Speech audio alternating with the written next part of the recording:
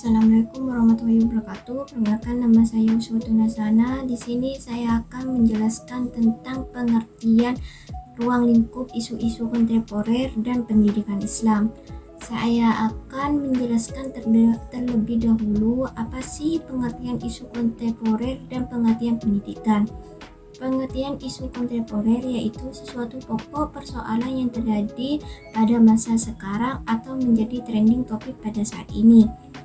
Dan selanjutnya mengenai pengertian pendidikan Islam adalah usaha berupa bimbingan dan perubahan bimbingan dalam berusaha terhadap anak didik agar kelak setelah selesai pendidikannya dapat memahami dan mengamalkan ajaran agama. Selanjutnya, pendidikan Islam dibagi menjadi 6. 1. Hakikat pendidikan Islam adalah proses bimbingan dan mengarahkan pertumbuhan dan perkembangan anak didik agar menjadi manusia dewasa sesuai dengan tujuan pendidikan Islam. Dan yang kedua, asas pendidikan Islam. Asas pendidikan Islam adalah asas perkembangan dan pertumbuhan dalam peri kehidupan yang seimbang antara kehidupan duniawi, jasmani rohani, atau kehidupan material spiritual. Dan yang ketiga, modal dasar pendidikan Islam.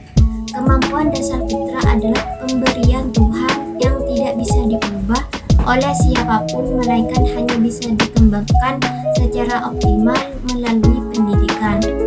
Dan yang keempat, sasaran strategi pendidikan Islam. Menanamkan dan mengembangkan nilai-nilai agama dan nilai-nilai ilmu pengetahuan secara mendalam dan meluas dalam kepribadian anak didik. Yang kelima, ruang lingkup pendidikan Islam adalah lapangan hidup keagamaan, keluarga, ekonomi, masyarakat, politik, sosial, budaya, dan ilmu pengetahuan. Dan yang terakhir yaitu yang keenam adalah metode pendidikan Islam adalah metode yang didasarkan atas pendekatan keagamaan, kemanusiaan, dan ilmu pengetahuan. Selanjutnya saya akan menjelaskan tentang problematika dan tantangan sistem pendidikan di Indonesia.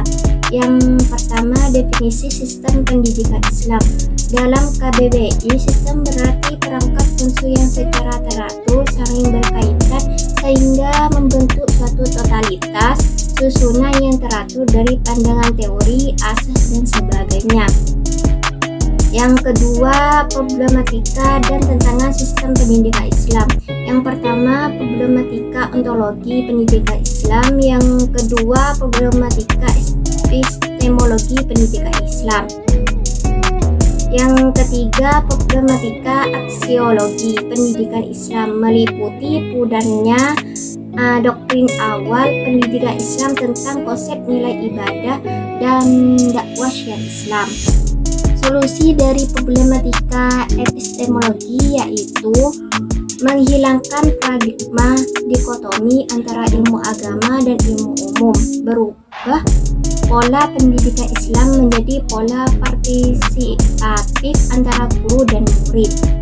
Yang terakhir, solusi dari problematika aksimologi yaitu mengembangkan sistem pendidikan Islam diarahkan pada terwujudnya kondisi mental, moral, dan spiritual religius dan proses pengembangan pendidikan dengan menggunakan pendekatan etik moral dan estetis moral.